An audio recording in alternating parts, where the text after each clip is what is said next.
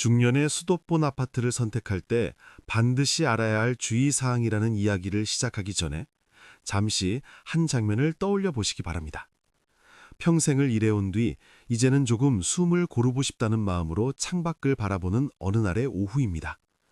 분명 같은 아파트 단지이고 같은 시기에 입주했는데 한 사람은 마음이 편안해지고 다른 한 사람은 밤잠을 설치게 됩니다.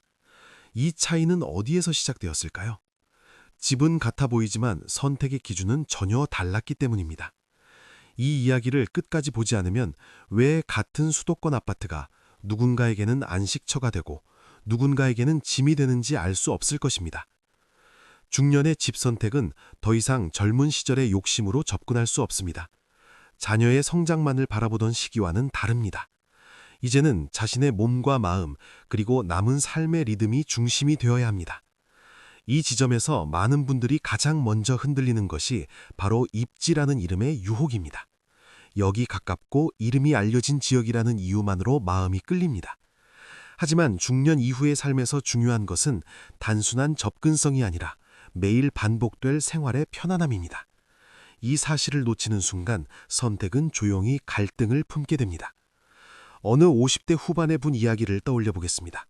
젊을 때부터 수도권 중심부 아파트에 대한 로망을 품고 계셨습니다.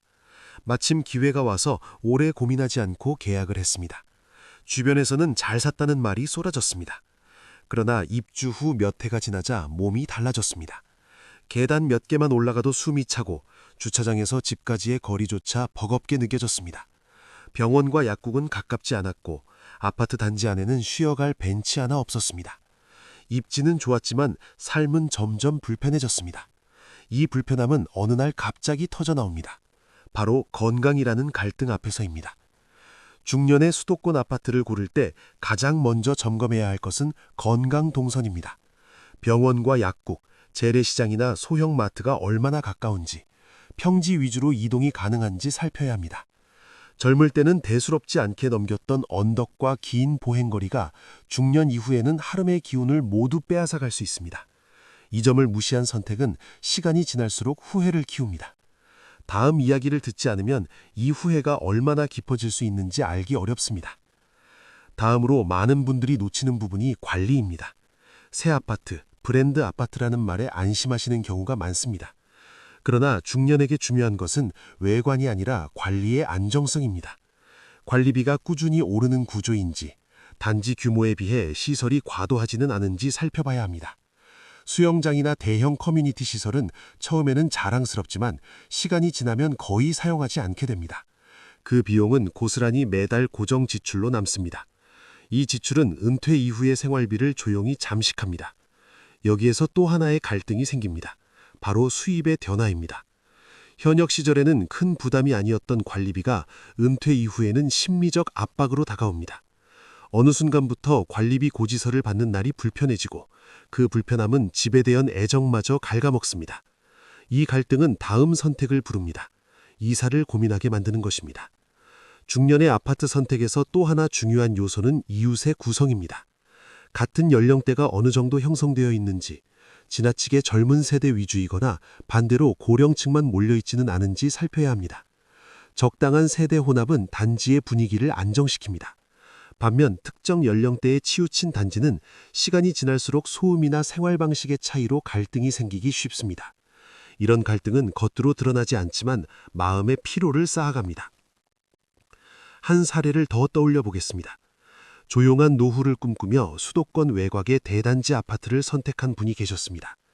처음에는 공기가 좋고 한적해 만족스러웠습니다. 하지만 시간이 지나며 자녀 세대가 빠져나가고 단지 안 상가가 하나둘 문을 닫았습니다. 병원도 멀고 문화시설도 줄어들었습니다.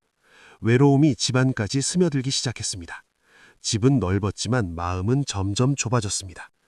이 지점에서 많은 분들이 깨닫습니다. 중년 이후의 집은 고립을 피해야 한다는 사실을 말입니다. 그래서 수도권 아파트를 고를 때 주변 생활권의 지속성을 반드시 확인해야 합니다. 지금 편리한가 보다 앞으로도 유지될 가능성이 있는가를 봐야 합니다. 상권이 살아있고 소규모라도 꾸준히 사람이 오가는 지역은 중년에게 큰 자산입니다. 이는 단순한 편의의 문제가 아니라 정서적 안정과 직결됩니다. 이제 마지막으로 가장 중요한 이야기를 해야 합니다. 바로 마음의 기준입니다. 중년의 집 선택은 투자보다 생활입니다. 가격 상승만을 바라보고 선택한 집은 마음을 쉬게 하지 않습니다. 반대로 삶의 리듬에 맞춘 선택은 큰 수익을 주지 않더라도 매일의 만족을 줍니다. 이 차이는 시간이 지날수록 분명해집니다. 이 모든 이야기를 종합하면 하나의 결론에 다다릅니다. 중년의 수도권 아파트를 선택할 때는 남의 시선이 아니라 자신의 내일을 기준으로 삼아야 한다는 것입니다. 지금의 몸 상태, 앞으로의 생활 패턴, 줄어들 수 있는 수입, 그리고 무엇보다 마음의 평온을 기준으로 선택해야 합니다. 이 기준을 놓치는 순간 집은 쉼터가 아니라 부담이 됩니다. 이 이야기를 여기까지 들으신 분이라면 이제 스스로에게 질문하게 될 것입니다. 나는 지금 어떤 집에서 어떤 노후를 보내고 싶은가? 라는 질문입니다. 이 질문에 대한 답을 찾는 과정이 바로 현명한 선택의 시작입니다. 이러한 깊은 이야기들이 앞으로의 삶에 작은 도움이 되셨다면 구독과 좋아요로 함께해 주시면 감사하겠습니다. 중년의 삶을 조금 더 편안하게 만드는 이야기로 계속 찾아뵙겠습니다.